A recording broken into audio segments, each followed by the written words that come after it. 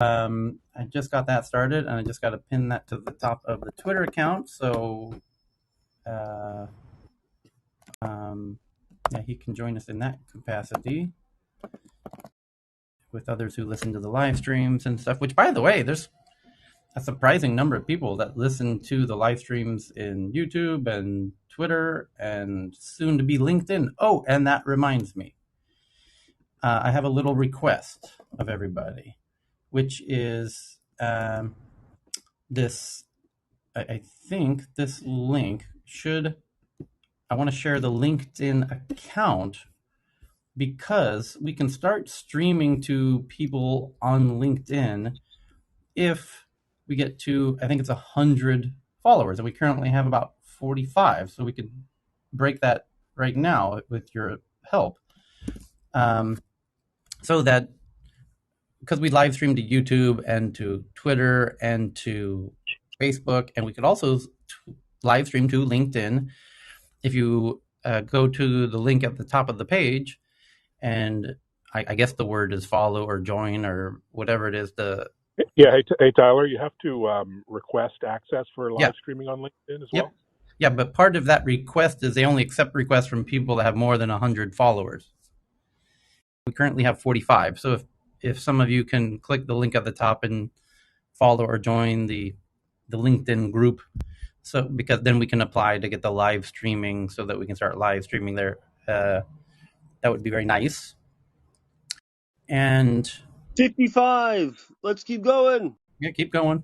Yeah, we can do it easily. Oh, we could easily do it, yeah, today. So Yeah. we could start live streaming in the next couple of days there, and that would be nice, just because it's a good way to help other people to become familiar with it, and then maybe they'll, if they really want to engage with us, they can join us over here, as most of us do every day, and help grow the whole shebang. So the next, well, we're going to go through the tweets, but before we go through the tweets, we go through the main headlines as we always do.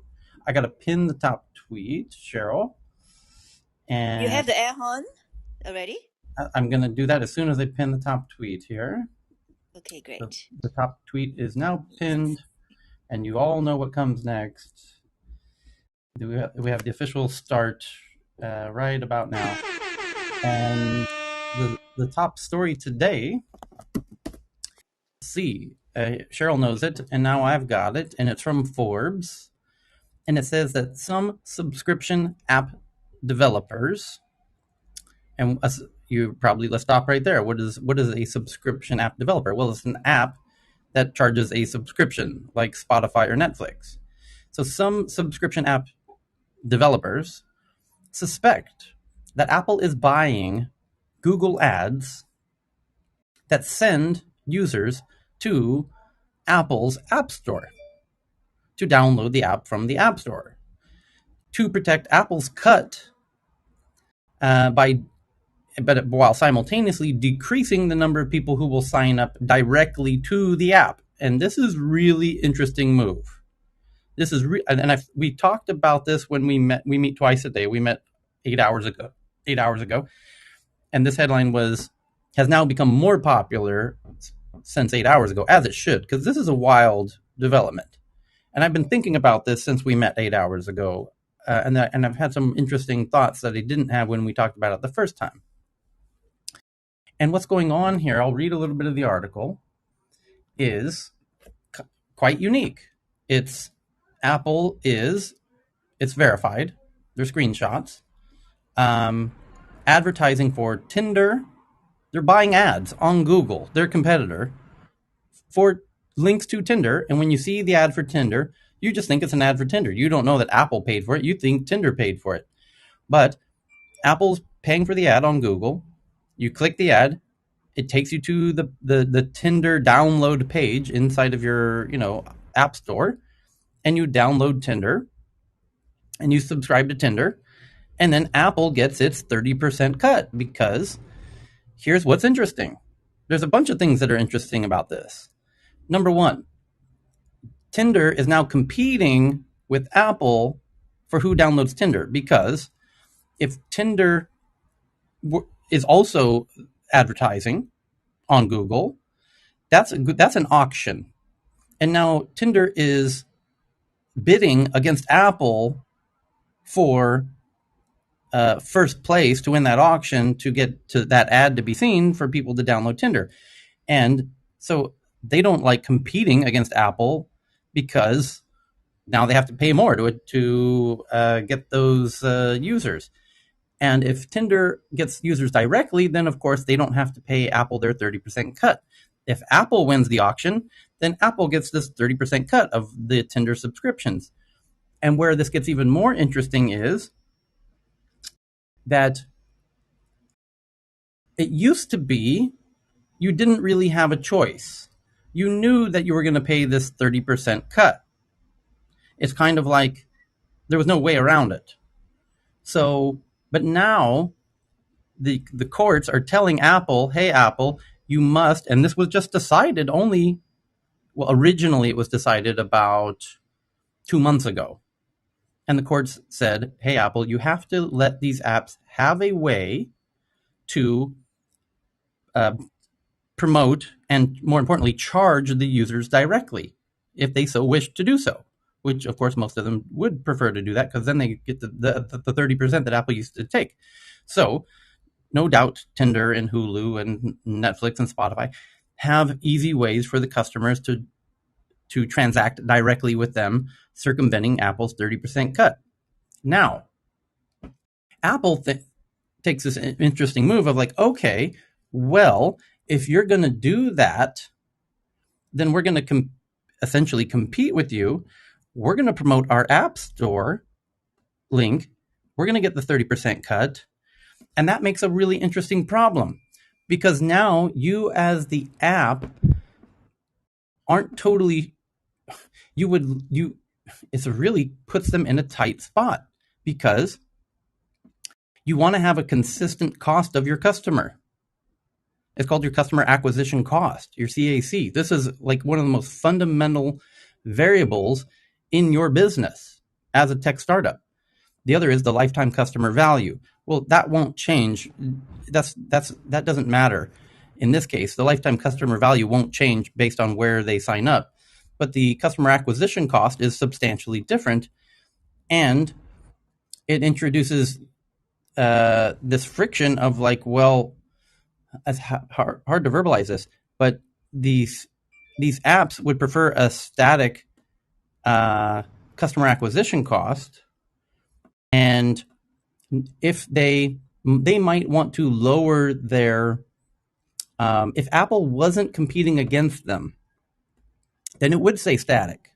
But now that Apple's competing against them, it introduces this difficulty with determining the customer acquisition cost, and that can screw up with your margins, for example. The app, this is going to piss off a lot of apps to the degree that they might need to leave the App Store entirely. And that's kind of what I believe Apple wants to force this dynamic where, well, if you're going to be in the App Store, you're probably just better off letting Apple have its 30% cut or leave the App Store. I need to better formulate my argument and as to why this is a complexity for startups. I'm tripping over my words and explaining the business difficulty from the startup's perspective as to what this introduces with Apple doing this. But the thing is, Apple hasn't announced they're doing this. They didn't give anybody a heads up they were doing this.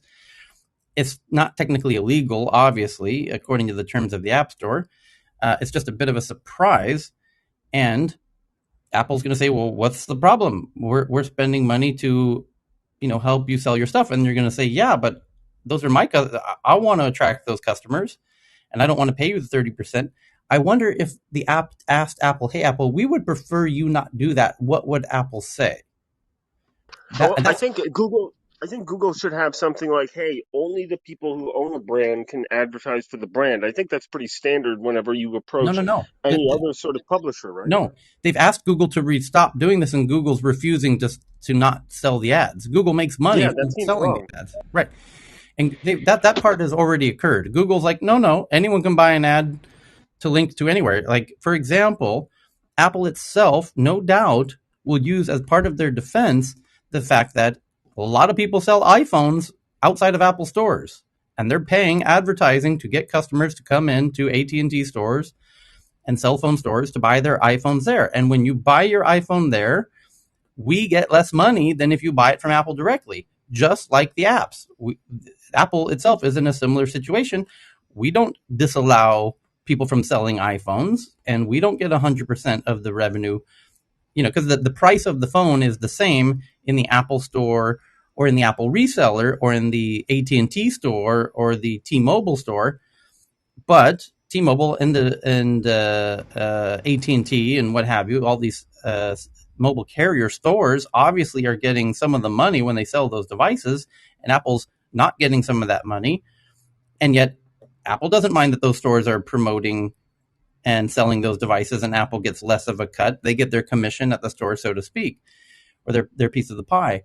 And Apple's going to say it's the same thing. We're a store, and we're selling your product, just like AT&T's a store, and they're selling our product, and they're promoting our product in their stores, and we're promoting your product in our store. And if you don't like that, then please leave our store. And then, of course, we won't be promoting your product in our store because it won't be in our store, and you're absolutely free to leave our store. But if you're in our store, well, you can charge.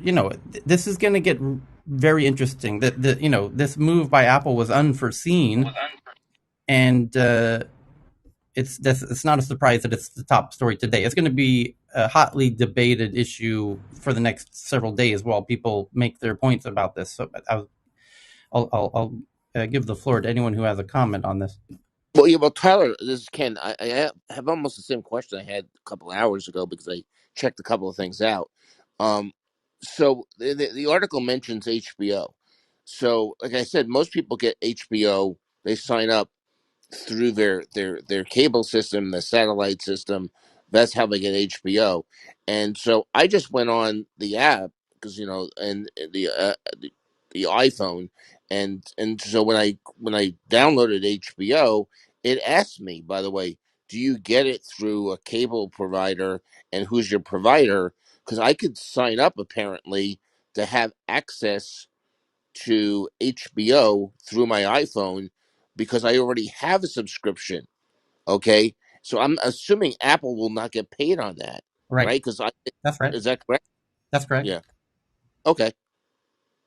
So they don't get paid on every app in the store. Some of them they're just doing it as a convenience.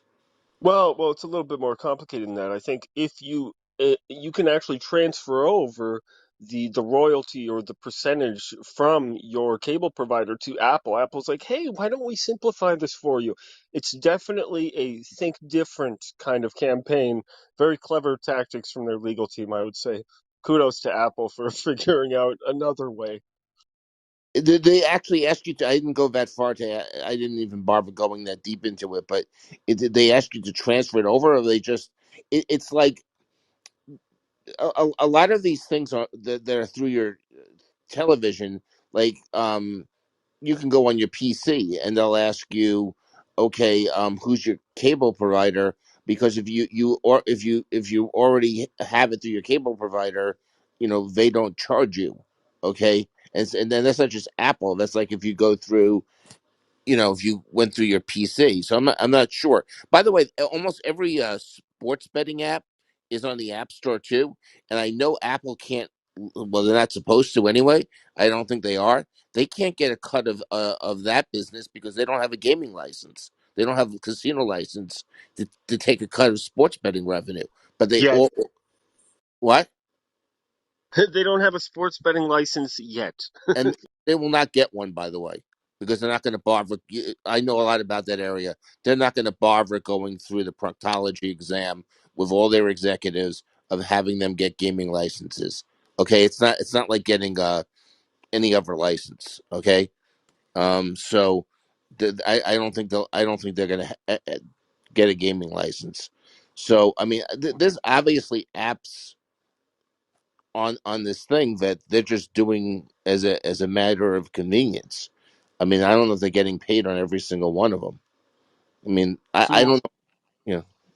Yeah, if I can come in, like I've been going through this crap like for past 10 years. By the way, sorry for being missing from the room for past couple of weeks. I've been traveling right now in Pakistan, but just on this particular topic, okay. This is such an irony. So if it's Netflix, I think they can actually sort of like put up with this and say, fine, you can have the subscription because you are actually, playing that like on a multiple devices, and Apple could be one of them, and they are more susceptible towards that. But for the smaller player, the issue is with the subscription, and that's where it really kills. So if it was one off, let's say like you are actually downloading an app which is going to cost about $10, giving them $3 is fine. But if you're running a service, some sort of like a subscription model, which is going to be audio or video or whatnot, whatever it is, every single time, you're going to actually pay on a monthly basis, and to the Tyler's argument, I mean, it would have been fine, yes, if you have a storefront, fine, you're selling it, but your own storefront doesn't cost you much, like after setting it at one time, where you're actually selling about those services, so it doesn't incur. But once you actually go to Apple, it's not like balancing it as compared to your own store. So, for instance, you have got XYZ streaming service. You set it up, everybody can sign up, and they can actually sign up on the Roku. You can go onto the Fire TV, you can do all those devices and just link it up by typing it up a linking address for it, and that's how you watch it. But on the Apple, on the other hand, you have to actually upload an app, which their due diligence part, when it comes to it, like you have developed the whole service, and once it's come to the payment section of the app, they say no, that we won't allow because you're charging this person. And that's the dilemma the developers face when they're actually dispersing the service and the audio and video. So you end up paying 30% extra as compared to what you're actually selling for the service through your own portal. So one off is fine, but that's been going on for past 10 years, and Apple is just simply not listening, because for the smaller players, they can actually say, okay, we're going to actually reject your app because you're not charging and using the financial services. Um, and no matter what, it's so many back and forth in terms of the actually publishing an app, is just like, crazy. Every single time you're going to actually make a small change, and they're going to say, oh, because it's not integrated, because that is not integrated, you have to go back and rework the whole thing, the whole app. And then it just takes ages, basically. So, I mean, on this subscription front, that's the real crap. Basically, you just have to go through such a hassle that is just simply sometimes not worth for the smaller player to go for that. So yeah, that's the But there, insight there I are can there share. are, there are completely free apps you can get on these, on the iPhone that don't have a subscription, that are just, I mean, how I don't know how they make money, but they don't have a subscription. They may have some of them may have in-game purchases if it's a game, but there's a zillion apps, and I don't think all of them. I try to limit the number of apps I have on my phone, but a lot of them don't charge subscriptions. Ken, you have to understand that you're talking about, like, let's say you have like 100,000 subscribers. Everybody is paying like $1 or $10, whatnot. You are giving every single month 30% to them, which you won't have to. On to Tyler's argument that if you have like actually spending that kind of money towards your own shop front or the marketing and all that kind of thing, you don't do that because already you have 100,000 subscribers or like 10,000 subscribers. You don't have this incurring cost for those subscribers because they are already there. In order to actually go to the Apple platform, you have to pay this, incurring cost like every single month. So it's a huge expense on those people who it could actually very well be selling the service for no. So Yeah. so they're not getting 30% of the subscription. Some of them, if you already have subscribers that you got off the app, you're saying just to be on the iPhone, it's almost like a porting fee. They're saying that you No, have no.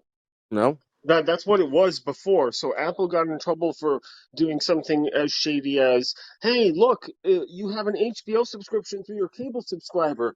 Why don't you come to Apple? Actually, you have to come to Apple. You have no choice if you want to be on the App Store." That was the problem with Apple before.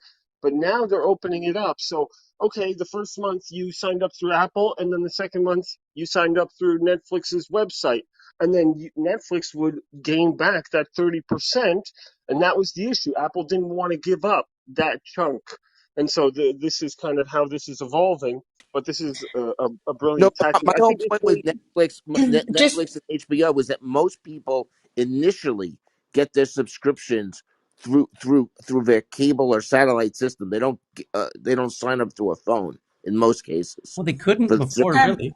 Only one other thing I wanted to mention, maybe just for context, I don't know if you guys remember, but any smaller developer that makes less than $1 million in revenue a year is only subject to 15% of this Apple tax. that's relatively new. Yeah, the Netflix the next headline, a related headline, is that Netflix users on iOS can now buy subscriptions directly in the app. Before they could not.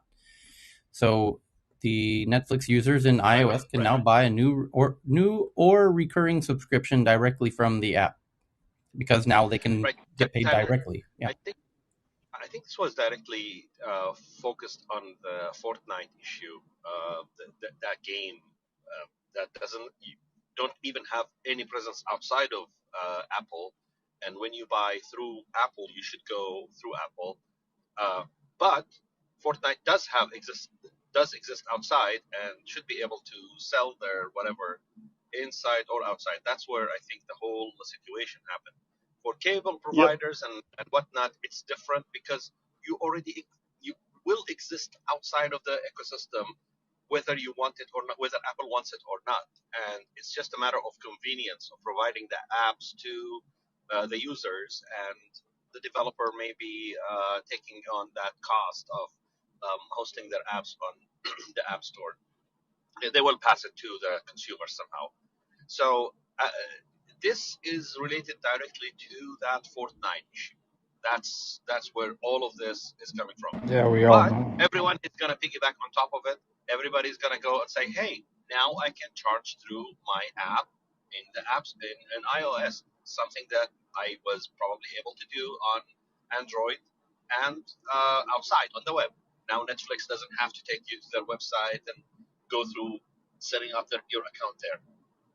I think it was unfair from Apple to do this, and I think that right now they shouldn't even be upset about it. They've been milking this cow for 10 years.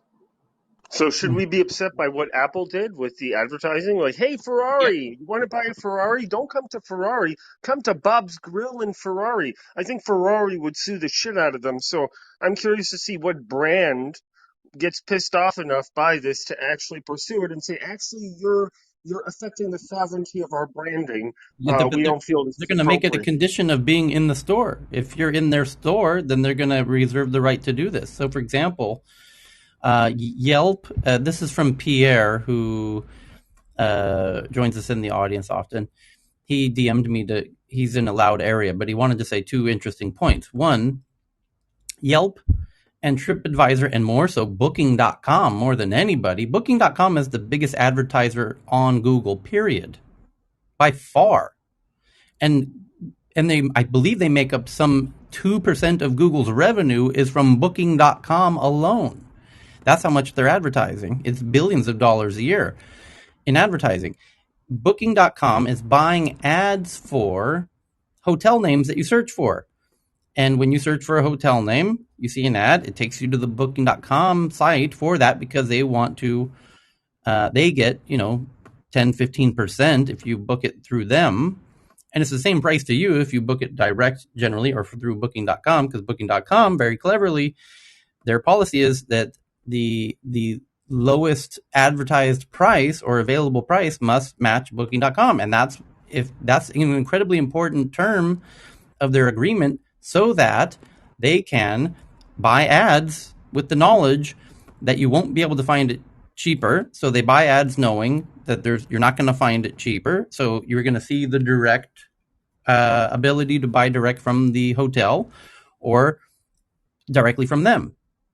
And because they're much smarter about how to do digital advertising than any hotel, they end up getting people clicking on their link. You end up booking it through Booking.com. And they made a huge, crazy, huge business out of doing exactly that. But it's similar. They're buying ads to your hotel, and now you're competing with Booking.com for your own hotel. No, but Tyler, one of the differences with the OTAs is the hotels voluntarily enter these parity contracts. That's what you're talking about. They voluntarily, go into those, and Yeah, they can but always choose, and I'm they can saying always choose not to right. put their inventory on those if they Precisely. don't. And precisely to that point, every app is voluntarily going into the App Store. And by doing so, they're agreeing that Apple can do to them what Booking.com is doing to the hotels. But there are two problems with the How is this Booking.com even approach, by the legal? way. 1 second, Messi. What was that? There was somebody had the question Sorry, in the for background. the Booking.com, there are two problems. The first one is that when they are competing with the hotels, they can actually, once you're on their website, redirect you to this, oh, there is a better deal here, where Correct. they're getting a bigger cut of it, and now the hotel is deprived from that customer that is Correct. actually looking for them. And the second problem is hotels that are not on Booking.com and did not make the payments for them when Booking.com actually takes that name. When somebody searches for Marriott, for example, and Marriott is not with us, also serve them my ad. This way, they'll come to me and I'll give them an alternative. And so it's kind of like a shady business that they're in, and I don't think it's illegal, but it's just unethical. This is my view on it. By the way, Does the that sound OTA, quickly on the that OTA business that Tyler's talking about would exist if the iPhone didn't even exist, or Correct. the It did. Android didn't It did exist. exist before the iPhone. Yeah. That's my point. Okay, yes. So the hotel want these services because it helps them fill rooms that otherwise wouldn't get filled because they spend a lot of money on marketing, on television and whatever, to get people to Booking.com or Trivago or Expedia or whatever, and they help these hotels fill rooms that otherwise wouldn't get filled. That's why they do it. But any Yeah. hotel is free to remove their inventory. They don't have to put their inventory on Booking.com. I mean, they could force you to go to their website if they wanted to. They don't. They choose not to because they would sell less rooms. Yeah, to your point, Ken, do we, as for instance in gaming, do we love the Apple tax? No, but do we love the fact that we have a distribution system that allows us to run companies and build businesses thanks to it? Yes, more so than if we didn't have one, because we will need a distribution system of some sort, and to have to build pipes on your own individually is almost impossible. So that's kind of the price you have to pay for the fact that you get to access millions, billions of devices on a daily basis. But I think Marion? they're going to tell any app who has a problem with this, well, then get yourself out of the App Store if you've got a problem with this. Yeah, of course. It's just the unethical part of it. Like, I don't know, somebody was saying, I didn't even see who that was, but I think it may not be illegal, but it's just that this is part of why sometimes people get a bit annoyed with big tech, the same way like people were annoyed after 2008 in the gambling of, Wall Street. It's just things are not illegal. Just because they are not illegal, it just doesn't mean that that's a good way of doing business. That to me is the part that Apple should be. I thought Apple is a bit better than that. That's all I But say. I think, Messi, to your point, I don't know if that's so unethical in terms of like it doesn't bother, for instance, a lot of the gaming developers that are functioning with Apple in mind, especially if we're if you think about, a lot of the gaming is monetized via ads, which means that Apple does not take any margin on that, like any tax on this. It's only on the in-app purchases for processing the in-app for the transactions, but everything else we get kind of free of charge. Right. This is why they're pushing towards subscriptions, because they do want to take tax. Everything that's ads based, Apple does not get any profit from this. Yeah, but to me is just the practice of it. Great that like Tyler was saying that if you are a developer, you have been told, and you kind of go with open eyes. But this is like kind of shady business, right? How can you go behind closed doors or at least circumvent and just compete with your own people that you're working with? That's, to me, is what, like, the practice of business is the part that's not really nice, or that's not even being transparent about it at the beginning. So to me, it's like, if someone tells me 50% you're going to pay for whatever service I'm giving you, I either agree with it and say that I'm getting a value for it, or I don't. That's Yeah, the but game it's of the all written business. in the developers agreements that you sign when you sign up to the App Store, but Yeah, but nobody reads them, but they are yeah, but all there. it's that's not true. Like, you may not read them, but you may also read them, but you just really don't think a company like Apple, that's like $1 trillion valued company, is gonna go, after a few years that you have been doing a better business, all of a sudden is gonna change the terms. So it's just that's not one of the things that you think about. Yes, I click on many things by not even reading a lot of it, even though I swear myself after 2008 in the signing mortgages and things without reading the fine print. But sometimes when you deal with reputable and really good companies, you don't think that's what they're going to do, because that's what you have been working with them for years. And then poof, all of the sudden, that's what they are doing. It just is not a nice thing to do. Hi, this is Al. That's my But opinion anyway. this Sorry. is Al. But every company needs to pivot and adjust their business model every few years. I mean, it's a living, breathing thing, and for them to stay afloat and for them to stay competitive, they have to adjust. We have to think of it. It's the price of doing business. Just like the farmer wanting to farm, they have to, they lose cattle because of foxes and everything else. It's the price of doing business. If developers want access to their platforms, forgive me if my connection's bad, but if they want access to a bigger audience on a platform to deliver their content, this is the price that's paid. I mean, that's all to it. And to Maria's point, you have to read. Apple's not, liable for negligence, for your negligence for not.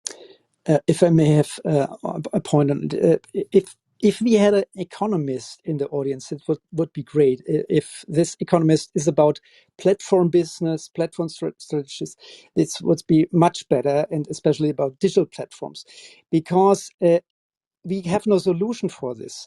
There is a structural thing which is going on since the Middle Ages.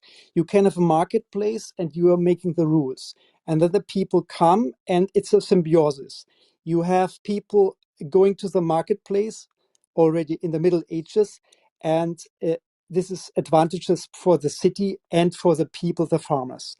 And now in the digital age, we have digital platforms which can grow so fast because of the platform dynamics that they, in 5 years or less, become monopolies.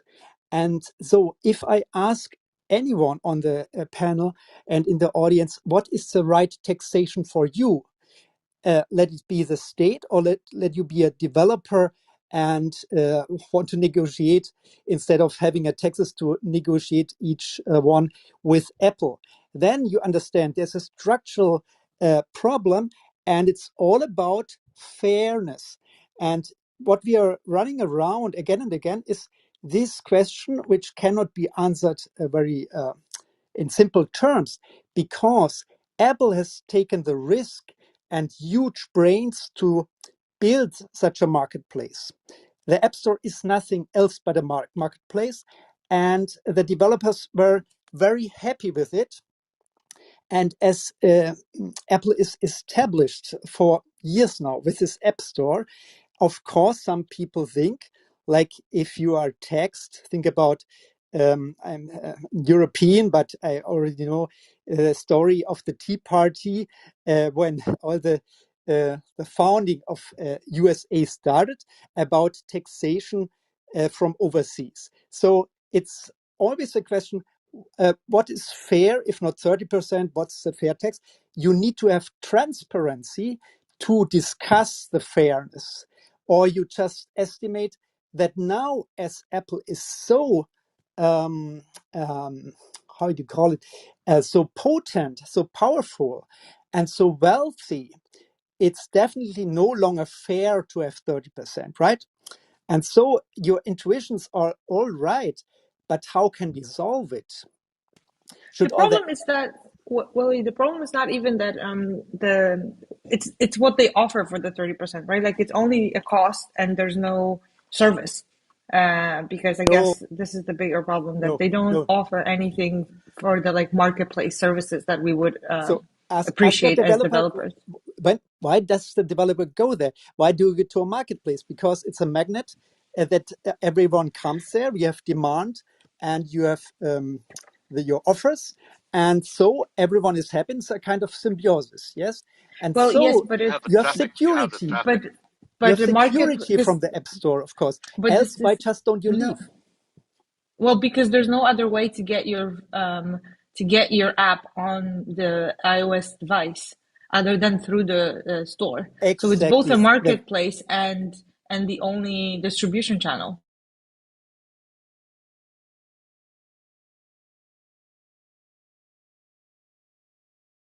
Yeah, that's where it's going to get touchy in the courts. Is the uh-oh, did my mic jump out? Oh shit.